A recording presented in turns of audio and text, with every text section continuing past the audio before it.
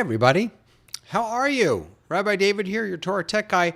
And today we're going to talk about how to give your Zoom Gabbais everything they need to be as successful as possible. Let's get to it. As always, I'm here to share with you great tech for your great Torah. And today, I want to talk not about a specific hardware tool, but instead about what we can do for our Zoom Gabbais, the people who are helping run our Zoomagogues, our Zoom meetings, our Zoom lifecycle events, whatever it is, to help them be most successful. I was planning on doing this from earlier this week or maybe the end of last week. And then this morning, I actually attended a funeral on Zoom. And the people, for obvious reasons, there were friends of the family who had set up, the computer or whatever it was at the gravesite. And they were not focused on Zoom, of course, because they were at a funeral and they were with the mourners. But unfortunately, 2 years in, a whole bunch of people on that Zoom still did not know how to mute themselves. And so we couldn't hear anything at the funeral because there was so much background noise. So it is so important to have one or more people help you when you are leading services, doing lifecycle events, teaching, whatever it is. It really, really, really is important. Now, I want to share with you today 4 specific things that I would do to help your Zoom Gabbais be as successful as possible.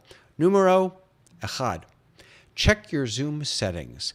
Make sure long before any program or meeting or anything begins that you check those settings, that you have it set so that people's video is either turned on or off when they join, that people are muted when they join, or if you don't want that, that people are not muted when they join. Make sure that you have co-host abilities turned on. That's going to be one of the other tips that we're going to get to in a second. Check all of those settings. Make sure your waiting room is enabled. Make sure all of that is done long before your event, your program, your service, whatever it is, even starts, so that your Zoom Gabbai is coming in already with a few things ready to go, that a few things they don't have to worry about. Number 2, ensure co-host privileges. This is really important. Your Zoom host will, your Zoom Gabbai will not be able to help you out unless you give them the right privileges. So if that means having them jump on 5-10 minutes before so that they don't have to ask you as the service is beginning, hey, don't forget, please give me co-host abilities or host abilities for that matter, depending if you want them to be streaming it out to YouTube or Facebook or if you're going to be doing that. But make sure that you get that done. They need that to be helpful to you. Number 3. Give specific roles and tasks.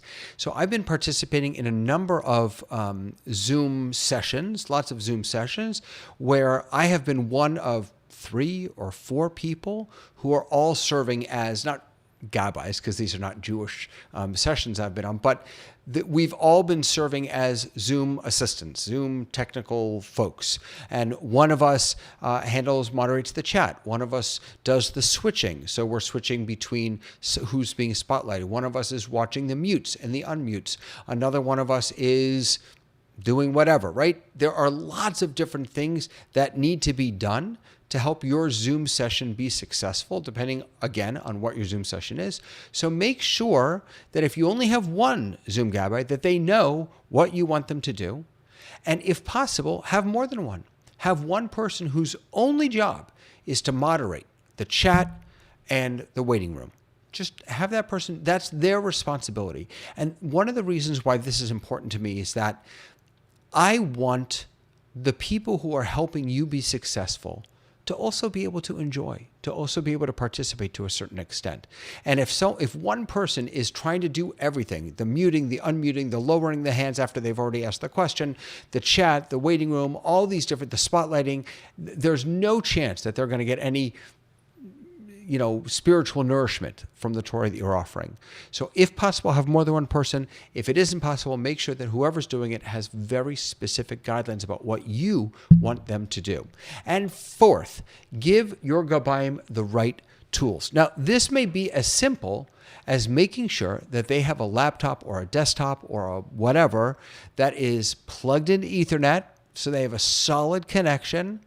Make sure they have a working mouse, a working keyboard, or if you're using some other tools, if you're using a Stream Deck or some, an ATEM mini switcher, whatever the tools are that you're using, make sure that they have access to them and that they're the right tools for the job.